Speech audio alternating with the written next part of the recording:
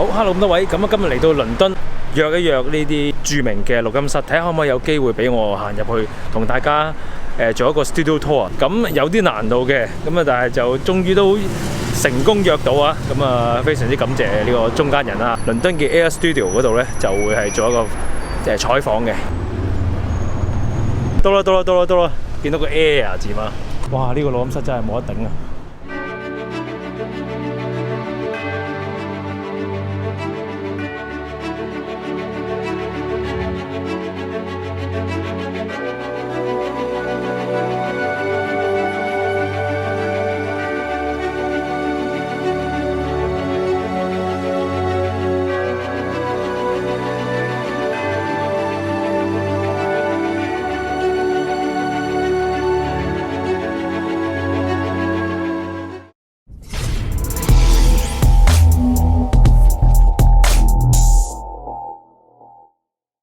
其實 Air Studio 咧，本來咧就係由呢個 Beatles 嘅錄音師 George Martin 啊，同佢嘅拍檔咧1965年英國倫敦創立嘅。不過後來咧轉咗去加勒比海個島嗰度做錄音室啊，但係1989年咧就俾颱風摧毀咗。1991年咧 George Martin 咧就將 Air Studio 搬咗去倫敦北部近郊嘅Lyndhurst Hall 嗰度啦。咁啊呢一個 hall 咧本身就係一個小教堂嚟嘅，就已經係俾佢哋當時就改建咗成為錄音嘅錄音室，而且淨係1992年12月開始就運作，直至到而家嘅。Hello 咁多位，咁啊，我而家就嚟到呢一個 Air Studio 裏面嘅最大嘅錄音棚啦。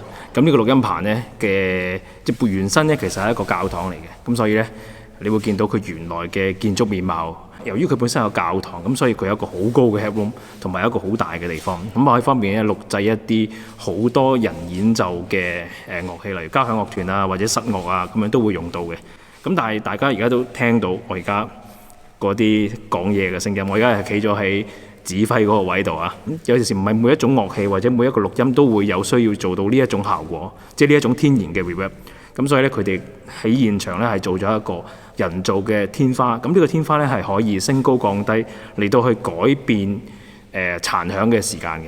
Hall 咧就嗰個RT60咧係長達7.5秒嘅。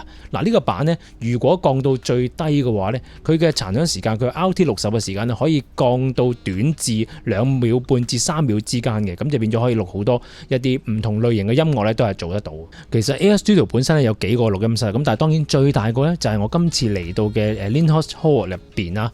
咁入邊嘅面積咧其實都幾大㗎。聲學設計咧就係俾一個人係可以企喺個管風琴下邊嗰度，用一個正常嘅聲線去講嘢，而全個場都係可以清晰咁聽到嘅。仲有一樣嘢就係，因為佢始終本來嘅設計係一個教堂啦，咁所以嗰啲窗口都係做得正常嘅窗啦嚇，咁同埋係好多年前。咁而家出邊其實都係有馬路啊，有剩咁所以佢哋喺每一個窗度咧都加咗一個隔音嘅工作。咁啊，另外咧有啲地方會有反射聲嘅話，佢哋亦都做咗一啲吸音嘅工序，咁令到成個環境咧對於即係聲音嘅表現咧係更加理想嘅。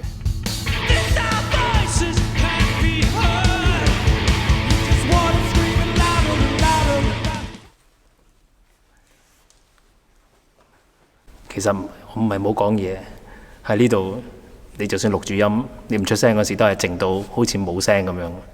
我支咪咧係 mono 啊，咁所以應該錄唔到成個場效果。咁我掹翻出嚟，而家就用翻機嘅立體聲咪錄啦。咁當然呢部機嘅立體聲咪就梗係即係好差嘅咪啦。咁但係 at least 咧，你會聽到個場景嘅感覺。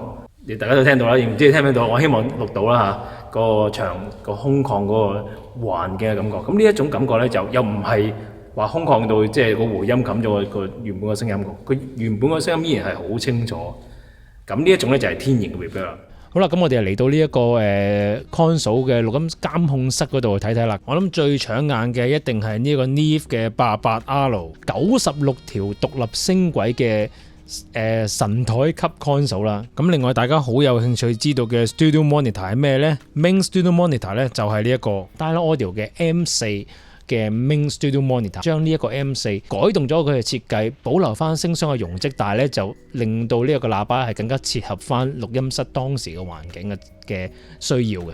咁其實因為今日咧就其他啲 session 咧就攞去錄嘢，咁同埋咧而家呢一個位咧就差唔多收工啦，咁所以咧就其他嘅部分咧我就唔可以喺度坐得太耐，同埋有啲機而家已經停產咗好耐㗎啦。咁你見到嘅可能都只係一啲咩數碼版嘅 plug-in 版啊，即係俾幾千蚊買個數碼 plug-in 扮係呢部機嗰啲嘢咯，就冇真真正正實物啊。嗱，咁今次咧，我亦都好開心咁邀請到嚟自瑞士嘅錄音師 Daniel 咧，就同大家講解一下點解佢咁中意 AS Studio 呢一個 Hall， 同埋點解要用呢一個 Hall 嚟到做錄音啊！咁我哋一齊睇睇佢嘅分享。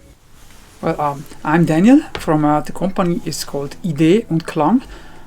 We specialize in acoustic recording, in mixing, in making music sound great, by the way. Huge collection of vintage microphone, so that's about me. I'm Michael Künstler. I'm a film music composer, also based in Switzerland, as an arranger for the bigger Swiss orchestras. Since 2 years I'm in the same studio like Daniel, and we are building this work relationship all around our sonical landscape. Why will you choose natural reverb but not with digital reverb afterwards? That's very important because natural reverb is full of life and the digital reverb never lives. Digital reverbs are great too, and we for sure will use them, but the more natural reverb you have in a great reverb, the better the sound is, always, for classical music, also for jazz and for film music, and that's what we are really looking to get. And then you still can add a little bit digital reverb, but if you are in a small room and you just want to give the largeness, the size, the depth with digital reverb, it won't happen. The magic won't happen, and the emotions won't be there. It's really totally different for me. You said you have a huge collection of vintage microphone. Tell me more about why vintage microphone is better. Actually, it's complicated. I try to get it short and easy. Finally, music is not always listened as loud on speakers as it was recorded. And so if music is softer, then a lot of harmonics, higher harmonics, are missing. It's a basic fact in sound engineering. If you record it with vintage microphones that have tube electronics, those upper harmonics are boosted just a little bit. So actually, if the music is a little bit softer, it still sounds rich and full. Where we have so much more modern microphones, I mean, they sound great too. They have no noise. You can record very high levels. But now we just see that for some tasks we need the vintage microphone if we need live. Some digital plug-in from Universal Audio, you don't like it, right? No, actually with plugins, be totally straight here, that's not the real thing. Plugins want to make you believe that they sound 99% like the original. That's all a lie. It's 1% of the original, not more, because there is no live in a plugin. But it's still great bang for the buck. If we need to filter out something, let's say the piano sound boomy and you need to filter out 500 Hz switch. That's actually great with a plugin, because if you just cut something out, you don't need live. So with the plugin, it's precise, all good. So plugins are great. If you want to boost something, you want to boost some highs, it's always nicer analog. In my and the analog equipment, the Fairchild compressor, a great EQ just gives you something extra.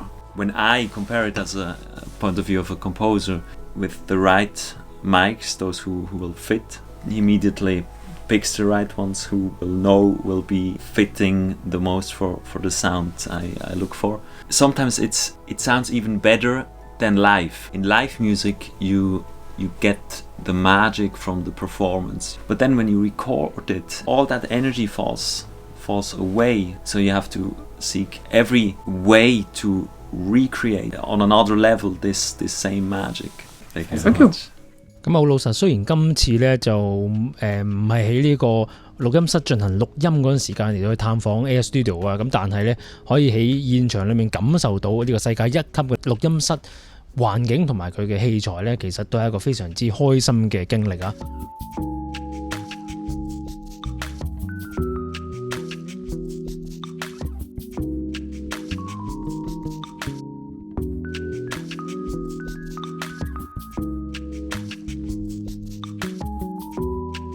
咁多位，咁啊今日同大家遊一遊呢個英國嘅倫敦 AS Studio 嘅最大嘅錄音室，好簡單咁介紹睇，同埋做咗個訪問啦。咁介紹到呢度為止啦，希望大家中意啦。中意我拍片嘅朋友俾個 like 我啦，未訂閱我 channel 嘅話就記得訂閱啦。訂閱咗之後記得撳著 channel 隔離鐘仔，有新片出你第一時間收通知。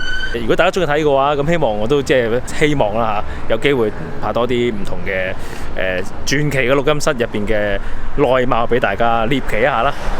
好啦，走人啦，唔好意思啊，今日搞到佢哋咁遲收工啊，真係佢哋好準時收工啊嘛。Good to operate the entire orchestra session because Time's up. We didn't move. yeah.